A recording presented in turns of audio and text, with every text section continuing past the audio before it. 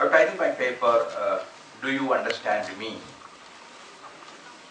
Well, this can be read in at least 3 ways, which also involves a kind of power relations, which often translations imply. For example, an English speaker will ask the speaker of a regional language, do you understand me? While a language speaker might ask an English speaker, do you understand me? And if the language gains some kind of independence and identity, that language speaker might ask, do you understand me? So I have all these in mind when I give this a simple title, do you understand me? Because the whole question of translation is about understanding one another, understanding different cultures, different literatures, different kinds of knowledge systems and modes of imagination and modes of understanding the world. I'm not going to dwell long on the Indian linguistic scenario. Firstly, because it is so misty, if not mystical. Indian linguistic scenario has always been in a flux, and we are still uncertain when it comes to the exact number of languages existing in India. We have not finished our arguments about the number of languages that we have. The absence of any clear demarcation between dialect and language. You know, it has been said that a dialect becomes a language when it has an army and a political party. The ambiguous definition of the term mother tongue, the existence of several marginalized languages, many of which are without a script, the attempt by certain languages to claim some other languages as their dialects in order to look big, the constant disappearance of languages owing to diverse reasons, including lack of recognition, the inability to produce employment opportunities, inability to keep up with the development of life and knowledge, deliberate neglect even by the speakers of the language who accept without question the hegemony of another language, as most of us do, for example of English, and that they consider superior, the language not being a medium of education at different levels, isolation from other languages that shuts out the possibilities of exchange, the physical annihilation of natural termination of certain races and tribes that use specific tongues, and the erasure of certain languages by hegemonic discourses have all contributed to this uncertainty. So languages keep dying in India as elsewhere, and even major languages are now scared of the possibility of not surviving maybe beyond 100 years or so, because we seem to consider other languages greater, superior to sometimes our own mother tongues. So we have all kinds of accounts of languages. Grierson, it begins with Grierson and the 1961 census, speaking about 16,052 languages belonging to 8 linguistic groups. And then in 1991 census names 1,576 mother tongues, 22 of which are spoken by more than 1 million people each. And then the Anthropological Survey of India claiming that 325 languages are being used for in-group communication by Indian communities. And 2001 census finding 29 languages spoken by more than 1 million people each. And the Linguistic Survey of India, the People's Linguistic Survey of India, headed by Ganesh Devi, identifying, if I can believe the interim report, 780 mother tongues and 66 scripts, while also challenging the status quo concept of one language per state, discovering and actually challenging the whole question of the concept of the linguistic states, which I think is an extremely radical and important kind of interrogation. So he discovers, for example, Arunachal Pradesh has 90 languages, Assam has 55, Gujarat 48, Maharashtra 39, and West Bengal 38, just to give some examples. Which also points to the kind of hegemony existing within the states. When we say that the education must be in the language of the state, what exactly do you mean?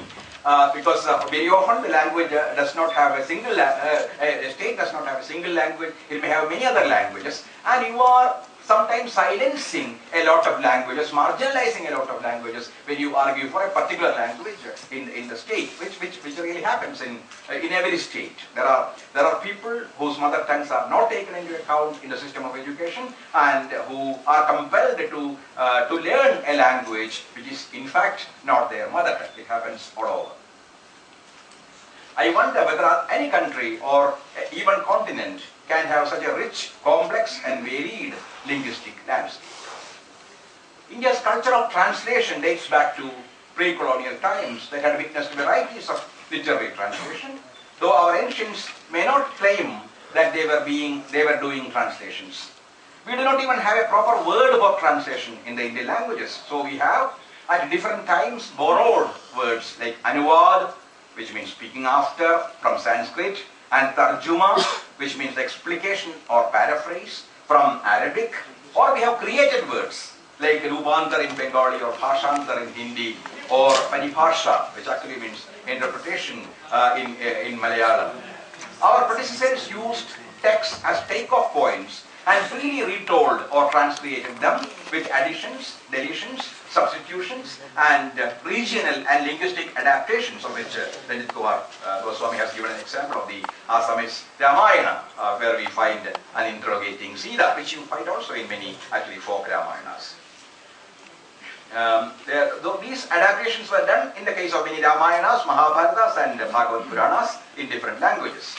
A reassuring example from early pre-colonial days, probably 6th or 5th century BCE, is the Jataka stories, each telling of a former birth of the Buddha, first collected in Pali, forming the 10th book of Khuddha Nikaya, and later developed in Sanskrit, mixing prose and verse as full-fledged narratives. A later example is that of Gunatya's Brihat Katha, 4 and 5 centuries CE, a voluminous cycle of stories originally composed in a Prakrit speech, almost dismissively named Paishachi. Even when the original text was lost, the stories were preserved in 3 Sanskrit texts, 2 Prakrit abridgments, and 1 Tamil fragment. Both the examples do not satisfy the modern criteria of translation, but embody the choice as well as the compulsion behind the rebirth of text in another language, which we keep calling translation, which apply to translation in general. These were all, in a sense, acts of appropriation that was as an academic act, as it required competence in another language, and also a free enterprise, a creative act, as the translator left the mark of his or her imagination and creativity on the product. This tendency to transform texts from older languages like Prakrit, Pali, Sanskrit, Tamil, or Persian continued almost to the end of pre-colonial period. I will not deny here the chances of many of these stories themselves originating in smaller tribal languages and dialects, a possibility that demands a clearer proof. And of course, about Mahabharata, it has been proved that, well, these were stories which were already in circulation, which were put together in a single text, which also grew across time into the modern Mahabharata that we find, which we attribute to an imaginary Vyasa. So texts from a more recent or modern Indian language was an exception during the period. The well-known examples being Padmavati, a 17th century Bangla work adapted from Paduma work, a 16th century Hindi work by Malik Muhammad Jayasi, by the poet soldier Adavar. Another example is a minor work narrating the tragic tale of Madhavanala, a musician and Kama Kandala, a dancer, that has several versions in Sanskrit and Hindi, besides in Marathi and Gujarati. Alam, a court poet of Aurangzeb, based his Hindi version on a Sanskrit version of Jodh, a poet in Akbar's court. Alam admits how he has composed parts and has also borrowed from other Hindi versions as well as Sanskrit. In his own words, Kachu apni, Kachu Pradhu Choro, Yatha Shakti Kori, Akshar Jodo. So some mine, some stolen from Prakrit, and I have tried to combine letters or combine words as best as I can do. Yatha Shakti. He says, dismissing at once 4 strong Western ideas: absolute originality, faithful translation, the author's moral right, and the publisher's copyright. In fact, these ideas, I call them Western ideas because these were not Indian ideas originally. Western, individualistic, bourgeois ideas, I should say. Most of the pre-colonial translations, however, were what Gianfranco Fodena would call vertical translations, by which is meant where the source language has prestige and value which transcends that of the target language. Such translation from a so-called superior or stronger language into a so-called weaker, more ordinary language, that is what she calls vertical translations. The translator here often feels humbled by the superior power of the original, forcing, for example, a Jnaneshwar who translated Bhagavad Gita into Marathi to compare himself to a tiny pitipha bird trying to sound the ocean's depth. He felt so humble before the Bhagavad Gita. He felt he could not. He was incapable of translating a major philosophical text like Bhagavad Gita, and he said, "I am just a small bird trying to measure the depth of a great ocean." Horizontal translation, on the other hand, is what happens between languages of a similar structure and strong cultural affinity. Apparently, there is no hierarchy here. The languages are considered equal. This is what happens between modern Indian languages, though even here, translation into a less known or less recognized language like Bhili or Santali, Garo or Gamut may involve a power relationship. Kishore Kumar Das, in his History of Indian Literature, Western Impact, Indian Response, observes that there were only a handful of translations from one Indian language into another at the beginning of the 19th century, produced mainly to meet the demands of pedagogy. There were plenty of translations from Bengali into many other Indian languages. Tulsidasa's Ramcharitmanas found an Urdu translation, and the first Marathi novel, Yamuna Paryadan, got translated into Kannada. Kishore Kumar Das also notes that geographically contiguous literatures got translated into one another more often, like Kannada into Marathi or Marathi into Gujarati. He also says South Indian languages got translated more into one another than into the languages of the North. But this is not always true, as for example, Malayalam has more work translated from Bengali and Hindi, maybe some other languages too, than from Kannada, Tamil and Telugu, even now. And this may be the state of the other three major South Indian languages. This was mainly because Bengali and Hindi were perceived as rich literatures, even by the South, which may have something to do with Bengal's contact with the British, bringing in many Western genres into the language. On closer examination, we will find that this richness relates mostly to realist fiction that was the norm at one point of time. Unfortunately, even when this perception has changed in Malayalam, it has not created a deep interest in less translated languages. The translation scene in India underwent a major transformation, with English joining India's linguistic landscape. Three areas of translation prospered during the colonial times: translation of Indian literary texts into English, translation of English language texts as also the European language texts available in English versions into Indian languages, and translation from one Indian language into another. Tejasvi Niranjana, in citing translation, has studied the working of the colonial ideology in the translations done during the period. The translations of the knowledge texts and sacred texts like Manusmriti, Arthashastra or Bhagavad Gita were chiefly meant to help the rulers understand the Hindu ethos, conduct, traditions and legal practices. While old literary texts like Abhijnana Shakuntalam, besides being excellent literature, also satisfied their Orientalist mindset with its concept of the wild and the exotic East and its coy and vulnerable beautiful women, as Romila Thapar explains in her study of the reception of Shakuntalam in the West. If first of course she contrasts the Shakuntala, the heroine of Kalidasa, and the Shakuntala of Vyasa, who was a very independent woman who would interrogate the king Dushyanta, who had cheated her, while Kalidasa's Shakuntala is very coy and she is vulnerable. She does not question the injustice made out of her. If first the translations were made by Western scholars like William Jones, by late 19th century, Indian scholars like Ramesh Chandra Dutt, plays of ancient India, Mahabharata, Ramayana, all these he translated, also joined the effort, sometimes with the noble intention of correcting Western perceptions of Indian texts. This is a tradition that continues even today, as we know from the practices of P. Lal, A.K. Ramanujan, Dilip Chitre, Velchuri Narayan Rao, Vivek Devroy, H.S. Prakash, Ranjit Hoskot, Vijay Nagesh, and quite a lot of other poets who have translated the ancient texts into Malayalam again, into English again. They were already translated, but they retranslated them because they found that the translations which were done by the British were inadequate or were distortions of the original text. More important in our context is the translation between Indian languages. What was earlier more of a literary exercise now began to serve the cause of the emerging nationalism that wanted to be familiar with the writing and culture of all the regions of the country. Unlike what happened after independence, these translation efforts were spontaneous and not sponsored, and were free from commercial intentions, spurred on as they were by a genuine love of literature, culture, and the country in general. All the major languages had such dedicated translators who made a Tagore, a Sharad Chatterjee, or a Premchand household names across the country.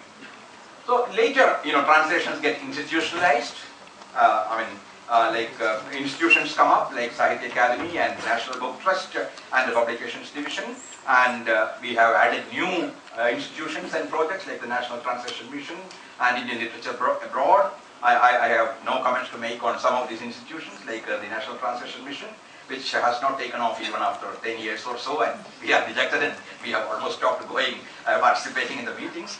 And also, I think there was an original sin in the concept of the mission, because it was meant only to translate English knowledge texts into the Indian languages, which comes from a misconception that the best knowledge texts exist in English, which in Indian context is an extremely dubious kind of a proposal, because there are a lot of very important knowledge texts that exist in every language, including, of course, the tribal languages and the dialects, where the knowledge of agriculture, knowledge of nature, knowledge of herbs. So if you look at Indian texts in the Indian languages, you will find, in fact, a lot of more useful knowledge, indigenous knowledge. And the translation mission thought that the best knowledge is available in English, and our task is to bring them into the Indian languages. So there was something wrong at the very source, and maybe it's natural that it hasn't yet properly taken off. So we know that so many battles have been fought in the name of language, and battles are still being fought in the name of languages. And pepper spray has become an instrument of the war of languages, as between the Telangana dialect and Telugu language. And interlanguage translations have definitely played a major role in creating movements across linguistic territories. I have given a lot of examples which I am not going through. You know that many great movements in literature, like the modernist movement or the Dalit movement or the feminist movement, have all been inspired by translations of original texts from the languages in which first it happened, like the Marathi Dalit text being translated into Gujarati and Hindi, and then that creating a Dalit movement in Gujarati, in Kannada, Tamil, and quite a few other languages. So, and later there were foreign institutions and foreign aids which also helped some of these translation projects. In which case mostly there were translations from the Indian languages into the foreign languages. But I know at least a few projects like the Swedish project Samband, where Indian texts were also translated into the Swedish language. So I'll just conclude pointing to certain, because I don't have time to read the whole text, which will be made available to you. Let me conclude pointing to certain challenges faced by interlanguage translation in India. 1. Globalization and the cultural amnesia it imposes on countries like ours are trying to marginalize this important activity. We are becoming more and more monolingual, at least in terms of linguistic competence, whereas interlanguage translation requires competence in at least 2 Indian languages, including some knowledge of the regional cultures and literary traditions that lie behind the text. 2. Despite the level playing field supposed to be available for interlanguage translators, the field in reality is not always that level. Earlier, of course, Ashokji had made a mention of Bengali as not being very receptive to other Indian languages. Of course, this has been written by Sujit Mukherjee and Meenakshi Mukherjee too, who have said that Bengali translates mostly from foreign languages, but very little from Indian languages. So Meenakshi Mukherjee says Hindi and Malayalam are the two most receptive languages when it comes to translations from other Indian languages. But I am not sure, because even Malayalam is translating more from the West than from the other Indian languages. Now, 3. Translation is mostly confined to certain genres like the novel. This choice is more commercial than aesthetic. As in some languages, poetry, drama, discursive prose or short story may be doing better than novel as a genre. So there are gaps and unevenness in the translation of different genres. For 3, truly contemporary works rarely get translated, as it takes time for a new work written in an Indian language, unlike one written in English, to gain national notice. So mostly English text gets translated first and not the language text. And 5thly, there is a dearth of competent translators in each language from many other languages. I have made a study of that there are no translators, for example, in my language, from at least 10 or 12 of the recognized languages. There are no direct translators, so we have to depend on intermediary link languages like English or sometimes Hindi. And then there is a dearth of journals in the language which promote interlanguage translations. So that's my request to the department, the School of Translation Studies in IGNOU. I had just initiated a journal which I hope will now really take off. And also there is no plan in translation; it is mostly accidental. So we need to understand translation as an attempt to retrieve our people's histories, to resituate their past and reassess their present, and to grasp their modes of imagination and creativity. And this, no doubt, is best done in people's own languages. Perhaps this is the culture of translation we need to promote. Thank you.